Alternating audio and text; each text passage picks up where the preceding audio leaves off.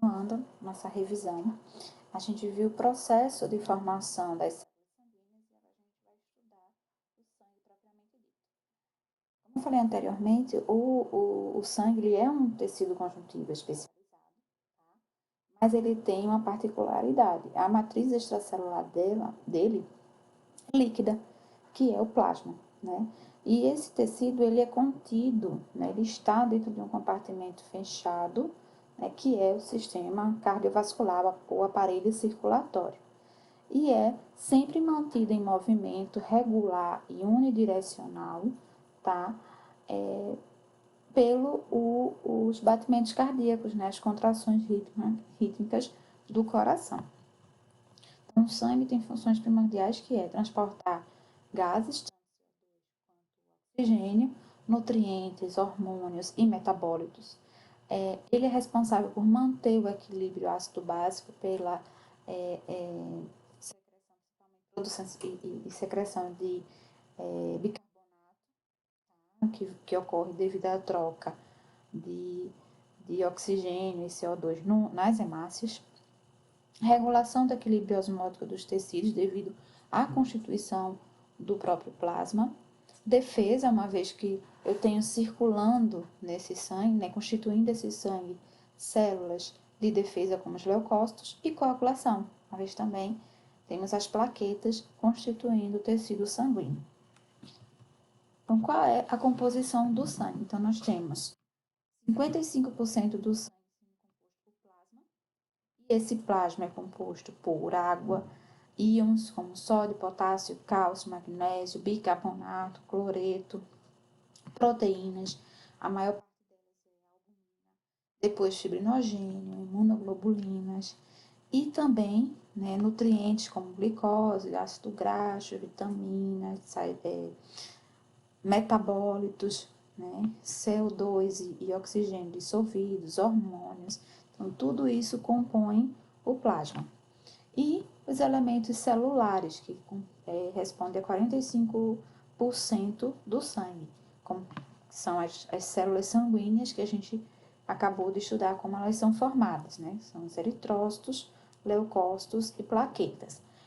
Alguns livros, eles preferem não chamar plaquetas de células, mas sim de fragmentos de células ou corpúsculos, enfim. Por quê? Porque elas são derivadas, elas na verdade são citoplasma do megacariócito. Né? Vocês devem ter estudado quando viram o assunto de hemocitopoiese. Então, alguns livros trazem as plaquetas não como células, mas como um fragmento de célula ou um corpúsculo, tá bom? Mas, enfim, compõem esses elementos celulares do sangue. Então, estudando cada célula dessa, nós temos as hemácias, que também podemos chamá-los de eritrócitos ou glóbulos vermelhos. A quantidade varia de homem para mulher, não é? Então, em homens eu tenho 4,6 a 6 milhões de hemácias por microlitros. Em mulheres, 4 a 5,4 milhões. Então, as mulheres têm um pouco menos devido à perda também, né, na menstruação. Essas hemácias, como é a morfologia delas? Então, são anucleadas, como a gente conversou, não tem organelas, tá? E tem uma forma discoide, como vocês podem observar aqui na figura. Essa forma discoide ela é essencial por dois motivos. Primeiro, vai proporcionar uma grande área de superfície para transporte de oxigênio, tá? E também vai facilitar a passagem dessas hemácias entre as células endoteliais dos vasos sanguíneos. Então, elas conseguem, né, se espremer e passar entre esses espaços, tá? E o que dá essa forma discoide? São justamente os filamentos do citoesqueleto, tá? Principalmente filamentos de actina e as proteínas de ancoramento que dão essa forma discoide às hemácias. E acaba que na microscopia a gente consegue observar as hemácias com esse halo branco, justamente devido a essa forma discoide. Então, elas passam facilmente pelos capilares, devido à sua conformação, como eu falei, né, são flexíveis. Por elas não terem núcleos nem organelas, então, elas realizam todo o seu metabolismo via glicólise, tá? Elas não se dividem. Elas têm um tempo de meia-vida no sangue. Elas vivem 120 dias, né, circulando no nosso sangue. Depois disso, começam a expressar na sua superfície proteínas que vão indicar o seu envelhecimento. E aí, macrófagos do baço reconhecem essas proteínas e fagocitam essas hemácias, tá? Contém grande quantidade de hemoglobina, por isso que elas são assim, essa cor avermelhada, alaranjada, depender do tipo de coloração, tá? E aí, temos também as plaquetas ou trombócitos, como eu falei para vocês, são derivadas dos megacariócitos, não chega a constituir uma célula, é um corpúsculo nucleado em forma de disco, como vocês podem observar também na figura.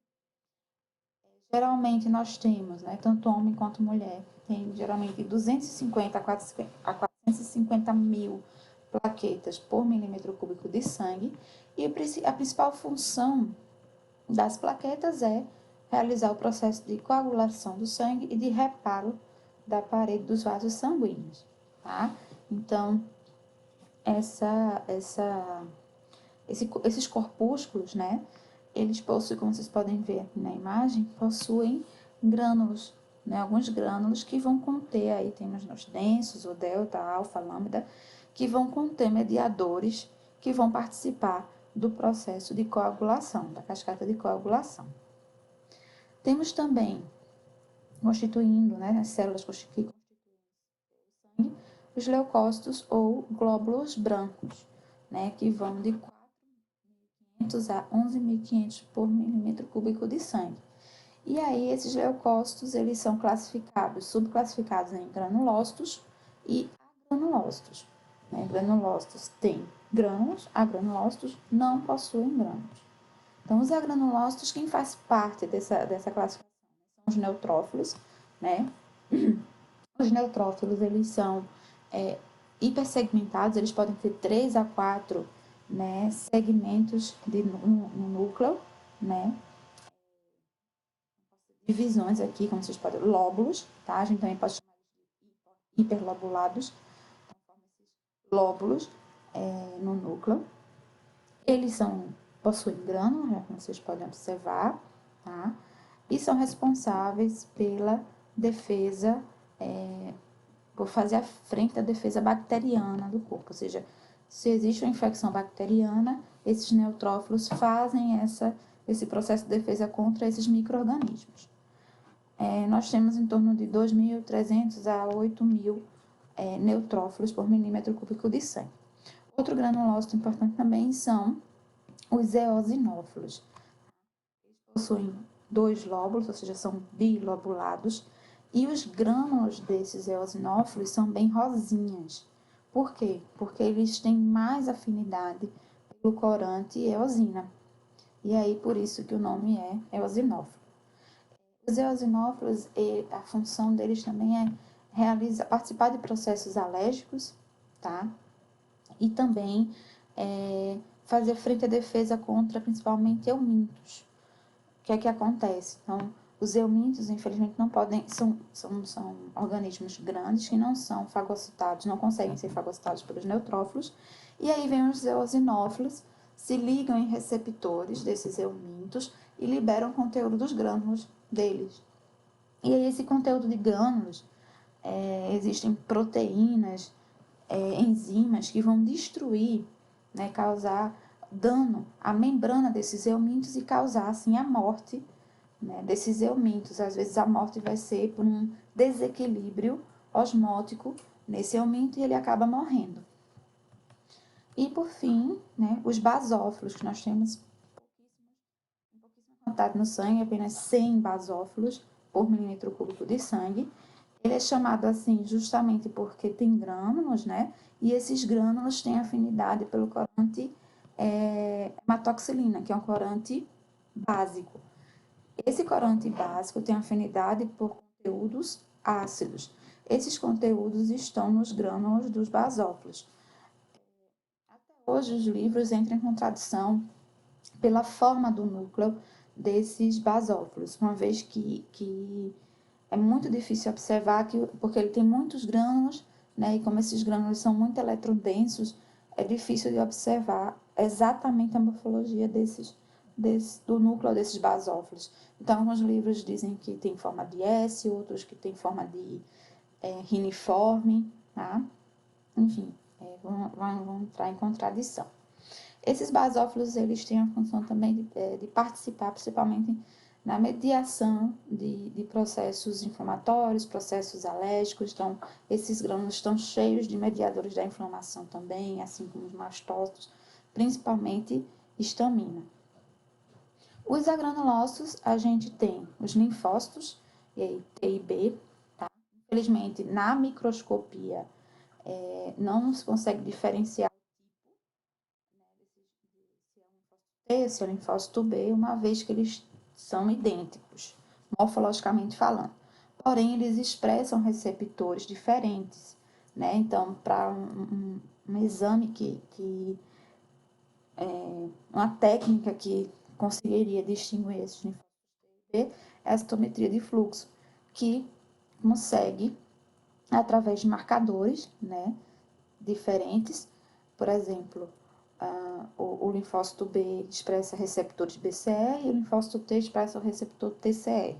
Então, a citometria de fluxo, que é uma técnica que usa anticorpos, consegue fazer essa distinção e dizer quantos linfócitos T tem, quantos linfócitos B tem, tá? Mas na microscopia normal é impossível diferenciar.